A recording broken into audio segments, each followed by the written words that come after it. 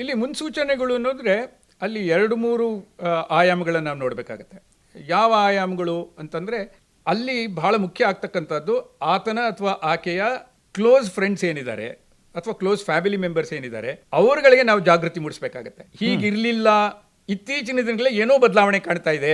ಆ ಬದಲಾವಣೆ ಏನಿರ್ಬೋದು? ಊಟ ಮಾಡದೇ ಇರ್ಬೋದು, ತನ್ನ ರೂಮಲ್ಲಿ ತನ್ನಕ್ಕೆ ತಾನೇ ಇರತಕ್ಕಂಥದ್ದು ಇರ್ಬೋದು, ದೈನಂದಿನ ಚಟುವಟಿಕೆಗಳೇನಿದೆ ಅದರಲ್ಲಿ ಆಸಕ್ತಿ ಕಳ್ಕೊಂಡಿರೋದು ಇರ್ಬೋದು. ಓಕೆ, ಅತಿಯಾಗಿ ಭಾವನಾತ್ಮಕವಾಗಿರ್ತಕ್ಕಂಥದ್ದು, ಇಮೋಷನಲಿ ಅಪ್ಸೆಟ್ ಆಗ್ತಕ್ಕಂಥದ್ದು, ಇದೆಲ್ಲವೂ ಕಾರಣಗಳಾಗ್ಬೋದು. ಆದರೆ ಇದೆಲ್ಲವೂ ಎಲ್ರಿಗೂ ಕಾರಣ ಆಗುತ್ತೆ ಅಂತ ಹೇಳೋಕ್ಕಾಗಲ್ಲ.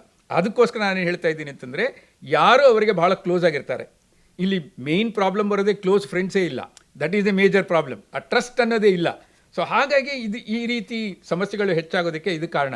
ಸೊ ಹಾಗಾಗಿ ಸ್ಟ್ರೆಂಥನ್ ಮಾಡಬೇಕಾದ್ರೆ these are the factors that need to be. ಸಾಮಾನ್ಯ ಜನರಿಗೆ ಅರ್ಥವಾಗುವಂತಹ ಒಂದು ಉತ್ತರ ಕೊಡ್ತಾ ಇದ್ದೀರಾ. ಏಕೆಂದರೆ ಟ್ರಸ್ಟ್ ಅನ್ನೋದು ಇತ್ತೀಚಿನ ಆ್ಯಂಡ್ ಕ್ಲೋಸ್ ಫ್ರೆಂಡ್ಸ್ಗಳ ಬಗ್ಗೆ ಹೇಳಿದ್ರೆ, ಆತ್ಮೀಯ ಸ್ನೇಹಿತರು, ಆ ಒಂದು ಕಾಲ ಇತ್ತು, ಸೋಷಿಯಲ್ ಮೀಡಿಯಾಗಿಂತ ಮುಂಚಿನ ಕಾಲ ಅಂತ ಹೇಳ್ಬೋದು. ರಿಯಲ್ ಫ್ರೆಂಡ್ಸ್ ಬರ್ತಾರೆ. ಈಗೆಲ್ಲ depends on the likes and comments ಅಂತ ಹೇಳ್ಬೋದು.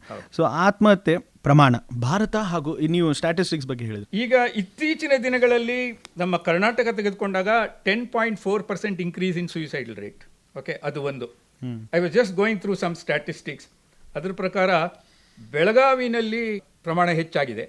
ಅದರಲ್ಲೂ ಕೂಡ women compare to men are more. Okay, and ಅಲ್ಲಿ ನೋಡಿದಾಗ ಪ್ರೈಮರಿಕ ಕಾರಣ ಏನಂದರೆ ಡಿಪ್ರೆಷನ್ ಅಂತ, ಖಿನ್ನತೆಯ ಕಾರಣದಿಂದಾಗಿ ಹೆಚ್ಚು ಆಗ್ತಾ ಇದೆ ಅಂತ ಈಗ ನೋಡ್ತಾ ಇದ್ದಾಗ ನಮ್ಮ KLE ಸಂಸ್ಥೆಯಿಂದನೇ ಒಂದು ಸ್ಟಡಿ ಆಗಿದೆ ಈ ಆತ್ಮಹತ್ಯೆಯ ಕುರಿತಾಗಿ. ಅಲ್ಲೂ ಕೂಡ ಈ ರೀತಿಯಾಗಿರುತ್ತಂಥ ಮಾಹಿತಿ ಬಂದಿದೆ.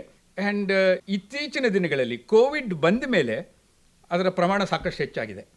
ಅದು ಕಾರಣ ಪ್ರಾಯಶಃ ಅದರ ಪರಿಣಾಮ ಇರ್ಬೋದು, ಕಾನ್ಸಿಕ್ವೆನ್ಸಸ್ ಇರ್ಬೋದು. ಸೊ ಅದು ಒಂದು ಕಾರಣ ಆಗಿರ್ಬೋದು. But even otherwise 10% increase in suicide ಬಹಳ ಅಲಾರ್ಮಿಂಗ್